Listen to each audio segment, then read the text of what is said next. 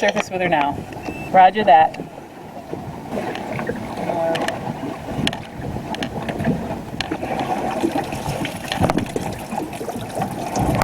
Welcome to Hometown Happenings. I'm Carol McCarthy here with Becker County Sheriff Tim Gordon, and today Sheriff Gordon is going to show us behind the scenes and on the scene of the Becker County Dive Rescue.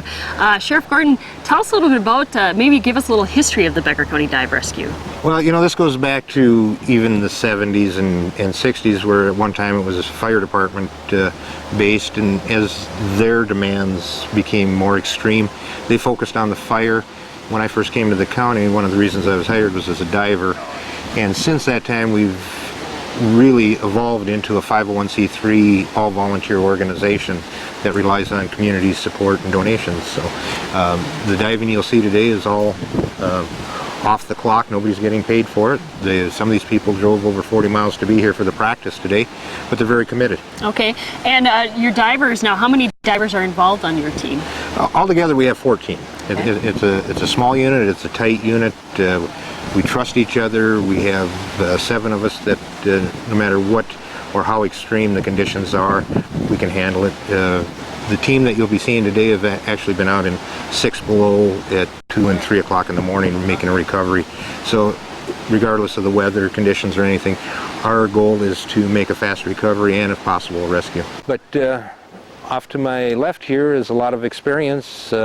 Art Bacher's been on the team since probably 81, 82, somewhere in there.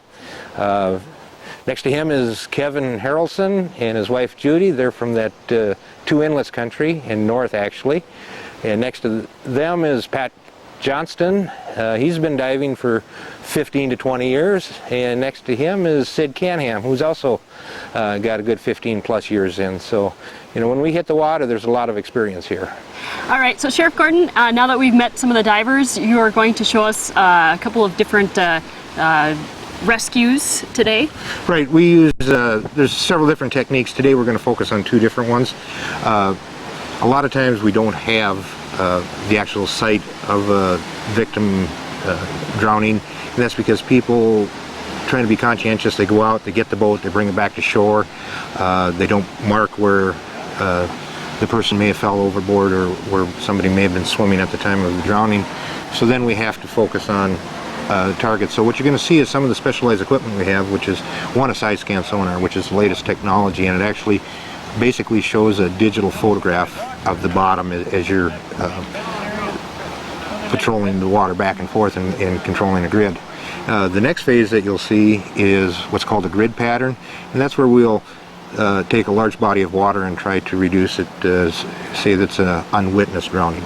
We'll go out and we'll work it in quadrants, and with the GPS and the electronics that we have, we can actually cover pretty large areas of ground, make sure that all of that ground is covered and eliminate it and continue into a different area in search pattern. And then the final one would be a spotted drowning, where we have either a target from the sonar, the side scan, or a witnessed drowning. That's a spot and jump, and it's in the water, make the retrieval and come back to the surface and begin CPR if possible. Okay, now do you use one of these searches more than others, or in your experience? Really, by the time, because this county is so big, the doctors with the mammalian diving reflex, which is where the body shuts down and actually preserves the brain longer than the 4 to 6 minutes. If it's cold water and we have a submersion, we've actually had a helicopter fly over us with a doctor on board for 90 minutes. So they will attempt resuscitation for 90 minutes after a drowning. So what you'll see is, more times than not, is the grid pattern, and that's the unwitnessed drownings, or where people are so confused because of the excitement and the adrenaline issues with the drowning that, you know, they really forget where they were at. Okay. So that grid pattern is the one you're going to see us use more times than not. All right.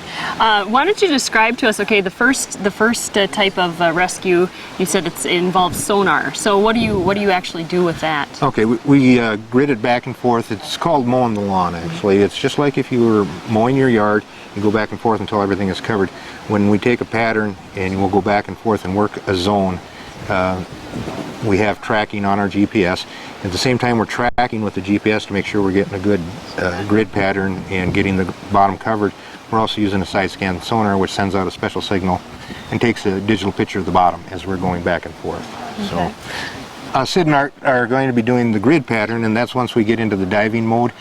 Say we searched an area and we may not have had targets, or we may have so many targets like blowdowns and deadheads out there from fallen trees, etc.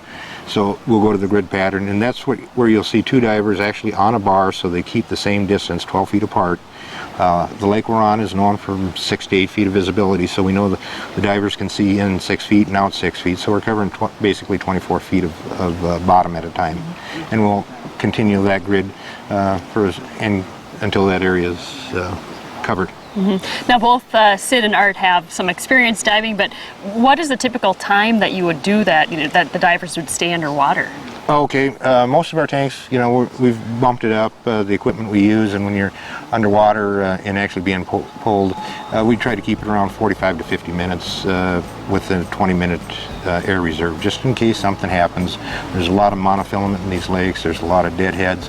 In case something serious happens to a diver underwater, we still have that reserve air to work with.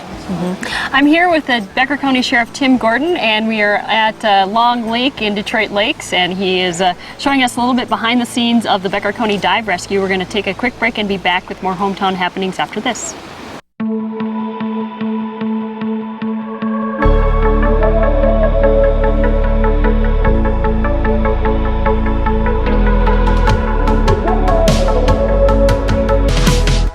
JR Construction can build your dream home anywhere. With our years of experience, equipment and trucks, and ability to generate our own power, we are able to build in places such as islands, mountains, and lakeshore. All those locations can also be made to live off the grid. Please contact or visit our website at jrconstructionmn.com.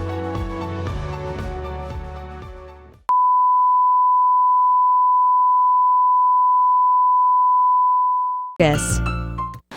Welcome back to Hometown Happenings. I'm here with Becker County Sheriff Tim Gordon. We're at Long Lake in Detroit Lakes today. And Sheriff Gordon, let's talk a little bit about some of the equipment you're using. It's a very equipment-intensive deal, this dive rescue. And I noticed that you have communication underneath the water. You have actually microphones and communication in the boat. Well, that's correct. With the technology that was developed 18 years ago, it really made it a lot safer. Before, we relied on rope tugs, and was that a tug or wasn't a tug? Was it a wave, wasn't a wave? Now we can, because of the demands placed on us, especially with ice or zero visibility, we've got full face masks which protect our face from many of the elements. Plus we have underneath the communications, which is a radio, no different than a CB radio, only designed for marine use. Divers can talk to the boat can talk to the divers can talk to each other. It's made for a lot safer design for the divers out there. I know that Judy was telling a story about how she was underneath doing a grid pattern search, and she was holding on, and at one point she said she got out of the water and her shoulders were black and blue, but that was something before communication, before the radio communication. Yeah. We were working a drowning up on Elbow Lake, and it was extremely cold and it was windy that day, and the boat was being tossed around by the wind, and the divers were taking a beating. We were taking a beating. They actually came up bruised from the tugging and the jerking, and it was basically because the boat operator didn't know how fast he should be pulling us. So we'd be going extremely slow against the wind, but once the boat turned into the wind, we were really hauling, and it caused for some pretty tense moments underwater on that dive. And that was one of the reasons why we went to the communications, is those, like I said, regardless of the conditions, we'll be in the water. Okay, and I notice, of course, being that it's scuba diving, you wear the wetsuit, the dry suit, right, and the tanks, and any other kind of special gear that you have? Well, most of our gear is basically commercial rated, because we are extreme diving at times, and recreational diving equipment is good, and it functions most of the year. However, we don't know when we're going to get called out, so we've taken the next step. The dive team each member is issued about $5,000 worth of gear, but each member has between $2,000 and $3,000 of their own equipment out there. So the BCs that float us, the regulators, and etc. It's all expensive. The computers lets us know how long we can stay down, how much air we're using, etc.